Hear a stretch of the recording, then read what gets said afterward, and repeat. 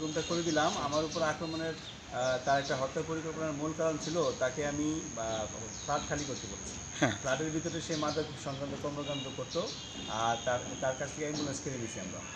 Committee ambulance তার কাছ থেকে চাবি নিয়ে নিছে, নিয়ে অ্যাম্বুলেন্স গ্যারেজে ঢুকিয়ে সিলগালা করে দিয়েছে। ফলে তার ব্যবসা বন্ধ হয়ে গেছে এবং তার উপর অ্যাম্বুলেন্স থেকে দিয়ে সে তার ব্যক্তিগত আয় উৎস হিসেবে অ্যাম্বুলেন্স। এইগুলো আপনি আগে জানতেন না যে আসলে আপনার ড্রাইভার যে মাদক ব্যবসা করে? না, এটা আগে আমরা এই জিনিসগুলো আমাদের কাছে প্রতিমান হয়েছে। হ্যাঁ। এবং তাকে যখন পুলিশ বসে ধরেছে, হ্যাঁ। আমরা ধরে নিয়েছিলাম যে সে গ্রেপ্তার হয়ে যাবে, প্রবলেমটা সলভ হবে। হ্যাঁ। পুলিশ ছেড়ে দেওয়ার পরেই সমস্যাটা ঘনীভূত। কিন্তু অভিযোগ রয়েছে যেদিন আপনার অ্যাম্বুলেন্সে পাওয়া গেছে আপনি নাকি প্রশাসনকে ফোন দিয়ে। সম্পূর্ণ মিথ্যা না? এটা প্রশাসনকে আপনারা প্রমাণ করতে পারেন, জিজ্ঞাসাবাদ করতে পারেন যে আমি প্রশাসনকে ফোন দিয়েছিলাম কিনা কাউকে। এখন বিষয়ে শাহাদাত সাহেবকে যখন আপনি অ্যাম্বুলেন্সে তার রাই খেতেছেন এবং রুম খালি করতে দিয়েছেন, বলছেন এই জন্য ক্ষিপ্ত হয়ে আজকে আপনাকে। ক্ষিপ্ত হয়ে সে আজকে এই কাজটা। আজকে আপনি কি করছিল? না, আমি তার কাছ থেকে রুম খালি করতে বলেছিলাম আরও 7 দিন আগে, এবং তার কাছ থেকে অ্যাম্বুলেন্সও চাবি নিয়ে নেওয়া কমিটি, গাড়ি অ্যাম্বুলেন্স কমিটি চাবি নিয়ে নেওয়া হয়েছে আরও 7 দিন আগে।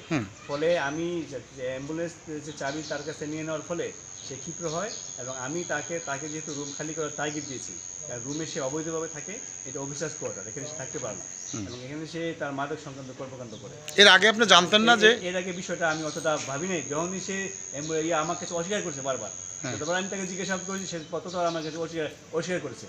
আর আমাদের বিকল্প কোনো ড্রাইভারও নাই যে তাকে আমি জোরপূর্বক সরাই দেওয়া অন্য কাউকে দিয়ে কাজ চালাবো।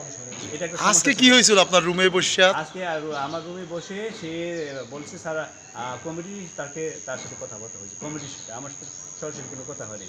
এক পর্যায়ে বলে স্যার আমার পার্সোনাল কিছু কথা আছে, আমি আপনার সাথে বলতে চাই। তখন আমি বলেছি যে না, আমি পার্সোনাল কোনো কথা তোমার কাছে বলবো না, তোমার সাথে আমি কোনো পার্সোনাল কথা থাকতে পারে না। তখন আমাকে কমিটি এবং স্টাফ কর্মচারীরা আমাকে অনুরোধ করে স্যার ও কী বলার কথাটা একটু শুনি। যখন আমি পাশের রুমে যাই তখন সে আমার রুমটাকে তালা মারে এবং তা আমাকে অ্যাকচুয়ালি মারার একটা পরিকল্পনা করে। তো তার সিসি ক্যামেরা ভাঙা এবং তার কর্মকাণ্ড প্রতীয়মান হয় যে সে আমাকে হত্যার পরিকল্পনা ছিল।